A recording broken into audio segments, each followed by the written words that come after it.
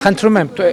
բոլորը սպառեն, որովհետև ժամանակի խնդիր ունի։ Փաշինյան Իրան-Իսրայել այս հակամարտության ֆոնին ես մի փոքր ուշ միացա հնարավոր անդրադարձել եք։ Ուզում եմ իմանալ, քանի որ շատ փորձագետներ այսպես նշում են, որ հենց կոնկրետ Սյունիքի ուղղությամբ մեծ վտանգ կա այս ֆոնին։ Այս իրավիճակում Հայաստանի Հանրապետություն իշխանությունը անվտանգության խորհրդի նիստ արդյոք ինչու չի հրավիրում եւ վտանգները գնահատվել են թե ոչ Սյունիքի։ Նախ ես ձեզ ասեմ, որ անվտանգության խորհրդի նիստ բարբերաբար է հրավիրվում, ասենք օրինակ վերջին 1 շաբաթվա ընթացքում կամ ամսվա ընթացքում երևի 4-5-6, բայց հաղորդագրություններ չեն լինում, բայց այդ նիստերը նրա համար չեն, որ Սյունիքի հետ կապված վտանգ կա։ Ես այդ հայտարարությունները համարում եմ սադրիչ, պրովոկատիվ, մի րոպե, ես այդ հայտարարությունները համարում եմ սադրիչ, պրովոկատիվ,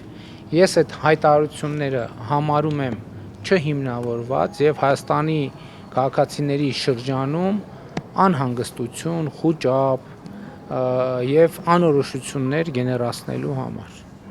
Հայաստանի Հանրապետությունը եւ Ադրբեջանի Հանրապետությունը համաձայնեցրել են խաղաղության եւ միջպետական հարաբերությունների հաստատման մասին համաձայնագրի նախագիծը եւ ինչպես ասել եմ, Հայաստանի եւ Ադրբեջանի միջեւ նոր պատերազմ չի լինելու է խաղաղություն։ Պարոն Փաշինյան, տպավորություն է, որ դուք այս երկրի դատավորն եք փորձում լինել, ԱԱԾ պետն եք, կոշկակար եք, բոլորը փորձում են կատարել ձեր քմահաճույքները, սա է արդյոք ձեր ժողովրդավարությունը եւ խնդրում եմ արցախցիների պահով, դուք բերել եք ձեր հայրենակիցներին այստեղ եւ պատասխանատվություն եք կրում, ինչ է սպասվում արցախցիներին այսքանից հետո, 40,000-ները կտրեցիք, մարդիկ մնացել են անտուն, խնդրում եմ, որպես երկրի պատասխանատվություն կրեք ձեր հայրենակիցների առաջ եւ պատասխանեք իմ այս հարցին։ Դուք ձեր հարցի մեջ նշեցիք, որ բոլորը փորձում են կատարել իմ քմահաճույքները։ Հիմա որ դուք ասեք, դուք իմ որ քմահաճույքն եք փորձում կատարել, ես ձեր հարցին կպատասխանեմ։ Բոլորը, դուք էլ եք բոլորի մեջ մտնում, օրինակ դուք որ քմահաճույքն եք։ Ուժային կառույցների մասին Ես գիտեք ինչ, ներողություն եմ խնդրում։ Ներողություն եմ խնդրում, ես հարցը լսեցի եւ հարցին պատասխանեցի։ Խնդրեմ։ Իսկ արցախցիների պահով չեք ուզում անդրադառնալ։ Կանդրադառնամ, հեսա կհարցնեն։ Պարոն Փաշինյան, արդյոք ձեզ հայտնի դարձել են տեղեկություններ այն մասին, որ Ինչն է խնդիրը, ոնց սխալ են կանգնած։ Հա? Պարոն Փաշինյան, արդյոք ձեզ հայտնի են եղել տեղեկություններ այն մասին, որ կաթողիկոսը Մինսկում հանդիպել է Ալեքսանդր Լուկաշենկոյի եւ Գագիկ Ծառուկյանի հետ թե ոչ եւ եթե հապա մանրամասները ձեզ հայտնի են թե ոչ եւ արդեն երկրորդ հարցը չի, ենթահարցա։ Դուք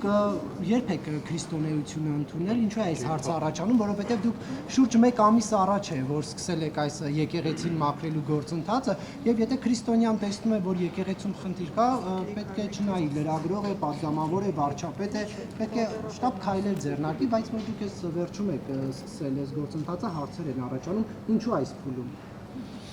Գիտեք, ես նաև Մինսկից ոչ մի տեղեկություն չունեմ։ Իսկ այս հարցի վերաբերյալ իմ դիտարկումները, իմ կարծիքները, դիրքորոշումները ես սկսել եմ արտահայտել շատ վաղուց իմ լրագրող եղած տարիներին եւ եթե ձեզ հետաքրքիր լինի կտեսնեք, որ այդ թեմայով տասնյակ հոդվածներ եմ գրել, անդրադարձել եմ եւ այլն եւ այդպես շարունակ, բայց ես ձեզ նաեւ ուղիղ ու անկեղծ ուզում եմ ասեմ, ինչքան էլ դա ես հասկանում եմ, որ մի մասին միամիտ կթվա, իսկ մյուս մասին կթվա ոչ իրական, ես երկար ժամանակ ես չեմ հավատացել այդ լուրերին, որովհետեւ ես ուղղակի չեմ մտածել, որ այդպիսի բան կարող է լինել։ Ես հիմա հասկանում եմ իհարկե, որ սա մի քիչ տարօրինակ է հնչում այդ առումով, բայց այն պահից, երբ որ ինձ համար այդ փաստերը եղել են ապացուցելի, ես հասկացել եմ, որ չեմ կարող որպես հայ առաքելական եկեղեցու հավատավոր հետևորդ չեմ կարող ուղղակի անտարբերության մատնել այդ հարցը։ Ես վարչապետի ինչ լծակ եմ օգտագործել, այդ ներողություն, այդ էջը ես բացել եմ 2011 թվականին, բայց ինչ կապ ունի, մինչև 18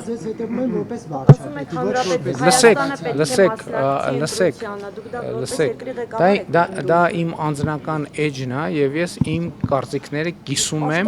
այդ թվում որպես վարչապետ Հայաստանի Հանրապետության քաղաքացիների եւ հայ առաքելական եկեղեցու հետևորդների հետ։ Ինչ խնդիր կա։ Խնդրեմ։ Պարոն Փաշինյան, դուք ասացիք, որ Ադրբեջանի հետ խաղաղություն կլինի, բայց ըստ էության հնչող ազդակները եւ տեղի ունեցող զարգացումները դրանց չեն բերում։ Բառապացույցն այն կրակոցները, որոնք տեղի ունենում Ադրբեջանի կողմից Սյունիքի գյուղերի ուղղությամբ եւ նաեւ խոսք էր գնացել օրի ու ժամի պայմանավորվածության վերաբերյալ, որը եղել է Հայաստանի առաջարկը եւ Ադրբեջանը մինչեւ հիմա այդ առաջարկությունը չի ընդունել։ Սա արդյոք չի խոսում այն մասին, որ Ադրբեջանը ըստ էության Հայաստանի հետ խաղաղություն չի ցանկանում կնքել եւ նաեւ ինչ քայլեր է ձեռնարկում Հայաստանի իշխանությունը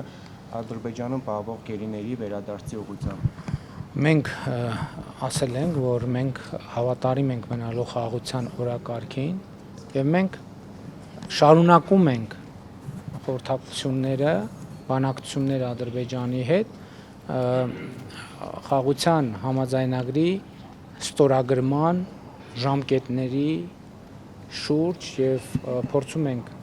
ստեղծել այն միջավայրը եւ պայմանները, որ դա հնարավոր լինի։ Ես նկատի ունեմ, տեսեք, երբ որ մենք ընտրել ենք այդ ռազմավարությունը ունի մի առանձնահատկություն, որ մենք հետեւողական, քայլ-քայլ, համբերատար պետք է գնանք այդ ճանապարհով։ Իմիջայլոց ուզում եմ ձեզ հետեւյալը ասեմ, որ եթե նկատել եք, ես վերջին շրջանում ավելի ինտենսիվ եմ շփվում մեր քաղաքացիների հետ եւ կարող եմ ասել, որ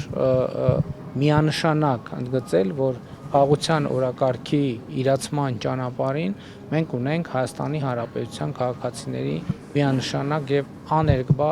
աջակցությունը։ Հիմա մնացածը խնդիրը հետեւյալն է։ Ես այսօր էլ պատրաստվում եմ ասել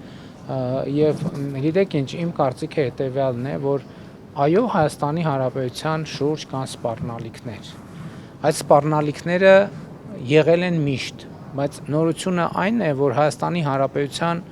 շուրջ եւ Հայաստանի Հանրապետության համար ստեղծվել են աննախադեպ հնարավորություններ, որոնք նախկինում երբեք չեն եղել, եւ ընդ որում նորություններից մեկը այն է, որ հիմա իմ գնահատմամբ Հայաստանի Հանրապետությունը սպառնալիքները կառավարելու եւ հնարավորությունները օգտագործելու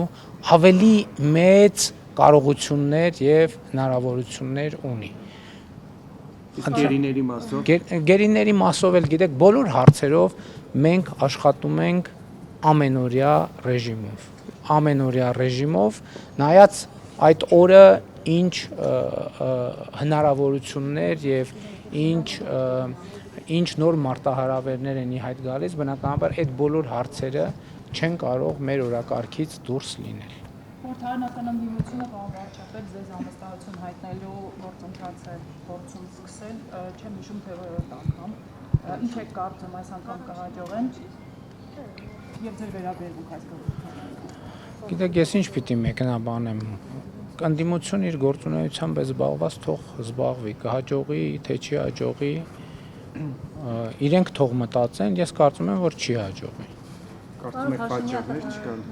Սամվել Կարապետյանի շուրջ երեկվա իրադարձությունից հետո նաև շատ թեմատիկներ ակնարկում էին, որ սա ուղիղ Ռուսաստանից, այսպես ասած, հրահանգված է։ Դուք եք շարունակում պնդել, որ Ռուսաստանը հիբրիդային պատերազմ է մղում Հայաստանի դեմ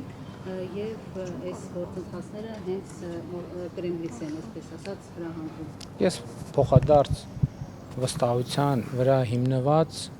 շատ սերտ աշխատանքային հարաբերություններ ունեմ Ռուսաստանի Դաշնության նախագահի, Ռուսաստանի Դաշնության կառավարության ղեկավարի հետ եւ ես չեմ կարող հավատալ, որ նրանք Կրեմլից կարող է այդպիսի գործողություններ կամ կառավարությունից սպիտակ տուն են անվանում իրենց կառավարությունը նույնպես կարող է Հայաստանի դեմ նման գործողություններ լինել, բայց չեմ բացառում եւ մեծ է հավանականությունը, որ Ռուսաստանում այնուամենայնիվ կան որոշակի շրջանակներ, ընդ որում ոչ միայն Ռուսաստանում կան այդպիսի շրջանակներ, ես վստահ եմ, որ կոնկրետ այս դեպքում այլ երկրներում էլ կան որոշակի շրջանակներ, որոնք այս հիբրիդային գործողությունների եւ հիբրիդային պատերազմի հետևում են կանգնած, բայց ես նաեւ համոզված եմ, որ մենք ունենք բոլոր կարողությունները եւ բոլոր հնարավորությունները կառավարել այդ հիբրիդային ռիսկերը եւ ոչ միայն հիբրիդային ռիսկերը։ Հարգելի լրագրողներ, պայմանավորվածության համաձայն Լեռնային Ղարաբաղից բռնի տեղահանված մեր հայրենակիցների հետ կապված մենք ընթացքի մեջ է բնակարանավորման ծրագիրը, աշխատանքի ծրագիրը եւ այլն, սոցիալական առավել խոցելի խմբերին սոցիալական աջակցության ծրագիրը, ես ուրախությամբ եմ արձանագրում, որ Լեռնային Ղարաբաղից բռնի տեղահանված մեր մի քանի տասնյակ հազար հայրենակիցներ արդեն Հայաստանի Հանրապետությունում աշխատանք ունեն, աշխատում են եւ ես համոզված եմ, որ նաեւ մեր աջակցությամբ նրանք կտնավորվեն Հայաստանի Հանրապետությունում եւ մենք ամեն ինչ կանենք, որ նրանք իրենց զգան մաքսիմալ լիարժեք, չնայած ես կարծում եմ, որ դրա համար պետք է աշխատանքի հարցը լուծել, ուրիշ որևէ լրացուցիչ բան անելու անհրաժեշտություն չկա, որովհետեւ նրանք գտնում են իրենց հայրենիքում, իրենց տանը եւ քաղաքացիություն կստանան եւ իրենք վերջնականապես կգտնվեն իրենց պետության մեջ։ Շնորհակալ եմ։ Ինչու եք պետության փողերով կրթվելը նորաձև է շարժումը ֆինանսավորում։ Մենք եթե այդ հարցը կարևորում էիք, ախր տայք ընթացքում։ Այդ ազնիվ ներողություն է։ Չէ, ներողություն, բայց վերև մենք պայմանավորվեցինք, որ մի հարց եք, չէ՞ տալիս։ Դա ազնիվ չի։ Եթե ես այդ հարցին կպատասխանեմ, բայց ես ուղղակի ուզեցի այդ դիտարկումը անել։ Ուրեմն իմ գործունեության ցանկացած ձև, հա, այսօր որ ես եկել եմ ազգային ժողով, հետո որ գնամ հետ ազգային ժողովից, այդ ամեն ինչը ֆինանսավորվում է Հայաստանի Հանրապետության պետական բյուջեից, վարչապետի գործունեության շրջանակում։ Այն ինչ որ ես անում եմ կրթվելը նորաձև է շարժման շրջանակներում, դա համարում եմ իմ որպես վարչապետ գործունեության չափազանց կարևոր մաս։ Հակառակ դեպքում ես շաբաթ կիրակիները եւ նույնիսկ որոշ աշխատանքային օրերի աշխատանքային ժամեր չէի տրամադրի։ Ես հկա որ մի րոպե, դա Հայաստանի Հանրապետության քաղաքացիների հետ խոսակցություն է, մեր ժողովրդի հետ խոսակցություն է։ Դա փակ, խորհրդապահական, այսինքն այնտեղ գաղտնիք չկա, բայց հանգիստ դահլիճային պայմաններում։ Դա Հայաստանի Հանրապետության վարչապետի գործունեության մի մաս է եւ Հայաստանի Հանրապետության վարչապետի գործունեությունը չի կարող ֆինանսավորվել այլ աղբյուրից, բացի Հայաստանի Հանրապետության պետական բյուջեն։